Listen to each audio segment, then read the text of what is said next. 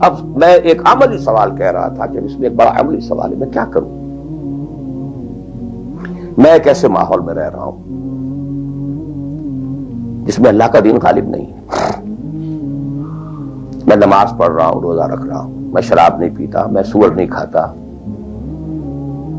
چلو میں نے اپنا اکاؤنٹ جو ہے بینک میں جو ہے کرنٹ اکاؤنٹ رکھا ہوا ہے، میں نے کوئی سود نہیں لیا، نہ سود لینا چاہتا ہوں.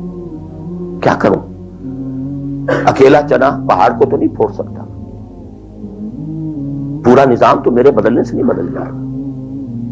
تو میں تو رہا پھر 40%، 50%، 60%، 70% کافر کا کافر.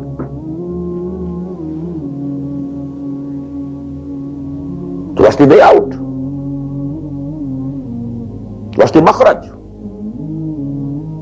بڑی پیاری حدیث ہے وہ جس میں یہ الفاظ آتے ہیں. حضور نے فرمایا انہا ستکون فتنۃ، ایک وقت آئے گا تو بڑا فتنہ ہوگا.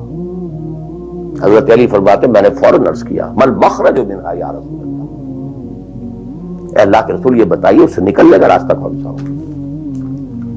یہ نہیں پوچھا کیا فتنہ ہوگا، کیوں ہوگا، کب ہوگا، کیسے ہوگا، کدھر سے آئے گا، کچھ نہیں. نکلنے کا راستہ بتائیے. بلکہ ایک اور روایت اس حدیث کی اس سے بھی زیادہ پیاری ہے کہ اصل میں حضرت جبرائیل نے کہا حضور سے یا محمد امتک بعدک، اے محمد صلی اللہ علیہ وسلم کبھی سوچا ہے تمہارے بعد تمہاری امت کا کیا بنے گا؟ تو حضور پلٹ کر سوال کرتے ہیں مل مخرج منہا یا جبرائیل، تو بہت بڑا پرابلم تم نے اے جبرائیل میرے سامنے رکھا ہے، تو اب آپ ہی بتائیں اس سے نکلنے کا راستہ کیا؟ قال کتاب اللہ. وہ پوری حدیث پھر وہی ہے، کتاب اللہ فیہ خبر ما قبلکم ونبأ ما بعدکم وحکم ما بینکم وہو ذکر الحکیم وہو صراط المستقیم وہو حبل اللہ المتین. اس کا مخرج کیا ہے؟ یہ ہے اصل میں میرے اگر تو یہ بات سمجھ میں آ گئی، اس کے لیے تصور سمجھ لیجئے ہمارے دین میں کفارے کا ایک تصور ہے. آپ نے روزہ توڑ دیا وہ تو ٹوٹ گیا، کیا کروں؟ جڑ تو نہیں سکتا. کب اشکوں سے جڑ سکتا ہے؟ جو ٹوٹ گیا سو ٹوٹ گیا. موتی ہو کہ شیشہ جام کے بل، جو ٹوٹ گیا سو ٹوٹ گیا. تم ناحق ٹکڑے چن چن کر دامن میں چھپائے بیٹھے ہو، شیشوں کا مسیحا کوئی نہیں، کیا آس لگائے بیٹھے؟ وہ تو ٹوٹ گیا، لیکن اس کا کفارہ دے دیا گیا. کفارہ ہے. قسم کھائی تھی، یہ نہیں ہے کہ اب توڑ نہیں سکتے، غلط کھا بیٹھے، توڑو کفارہ. آج میں اس لفظ کفارہ کے حوالے سے آپ کے سامنے وہ بات رکھ رہا ہوں.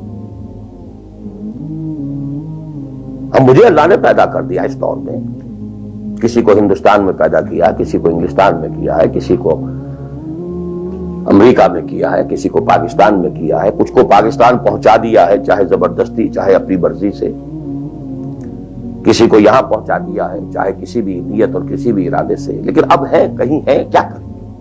کوئی کفارہ ہونا چاہیے، کوئی مخرج ہونا چاہیے. بس یہی کفارہ ہے. پھر نوٹ کر لیجئے اس ماحول سے سوائے سبسسٹنس لیول کے اور کچھ حاصل مت کرو،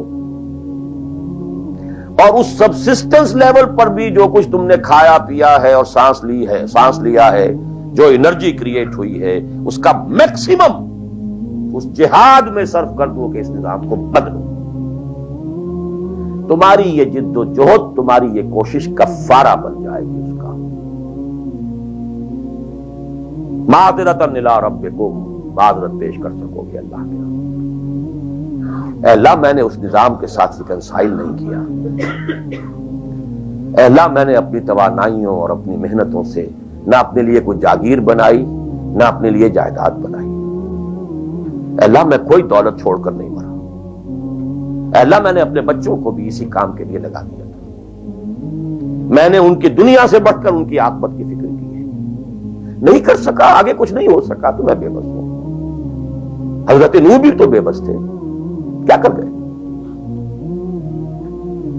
لیکن اگر کسی بھی درجے میں ریکنسیلیشن ہے، کمپیٹیبلٹی ہے، اس کو آپ نے ایکسپٹ کر لیا ہے، اس میں پھلنے پھولنے اور پھیلنے کا بندوبست کر رہے ہیں، you are doomed. Everything will be multiplied by a big zero and will become a zero. یہ ہے جو میں سمجھا.